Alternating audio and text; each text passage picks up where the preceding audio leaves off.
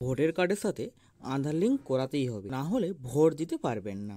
আপনি কি আধারের সাথে আপনার ভোটের আইডি কার্ডটি লিঙ্ক করেছেন? এটা কি সত্যি ভোটের আগে করা আবশ্যক?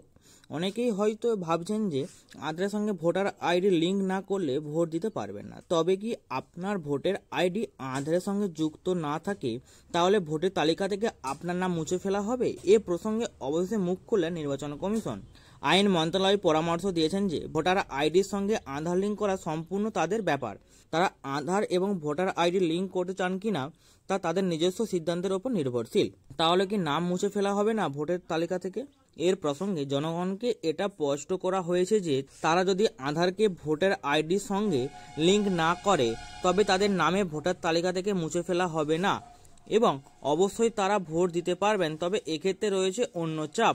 আসলে নির্বাচন কমিশনের নির্দেশে সারা দেশে এখন ভোটার আইডিকে আধারের সঙ্গে লিঙ্ক করা অভিযান চলছে। সম্প্রতি সুপ্রিম কোর্টের নির্বাচন কমিশন ও আইন মন্ত্রণালয়ের মধ্যে এই নিয়েও মত বিনিয়োগ হয়, যেখানে আবেদনকারী যুক্তি দিয়েছিলেন যে ফর্ম 6 নতুন ভোটার তালিকাভুক্তর জন্য এবং ফর্ম 6B নথিভুক্ত ভোটারদের আধার নম্বর সংগ্রহের জন্য এবং অন্যান্য সম্পর্কিত ফর্মগুলিতে ভোটারদের শুধুমাত্র দুটি বিকল্প দেওয়া হয়েছিল।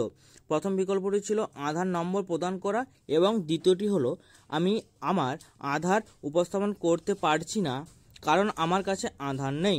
অর্থাৎ দ্বিতীয় বিকল্পটি বেছে নেওয়ার অর্থ হলো আপনি আপনার আধার নম্বর দিতে চান না, তাই আপনাকে মিথ্যে বলতে হবে যে আপনার কাছে আধার কার্ড নেই, যা আরপি অ্যাক্ট 1950-এর অধীনে শাস্তিযোগ্য অপরাধ। যদিও নির্বাচন কমিশন গত বছর সুপ্রিম কোর্টকে বলেছিলেন যে ভোটার তালিকার সঙ্গে লিঙ্ক করার জন্য আধার নম্বর দেওয়া বাধ্যতামূলক নয়, সুপ্রিম কোর্ট কমিশনকে এই ফর্মে পরিবর্তন করতে বলেছিল।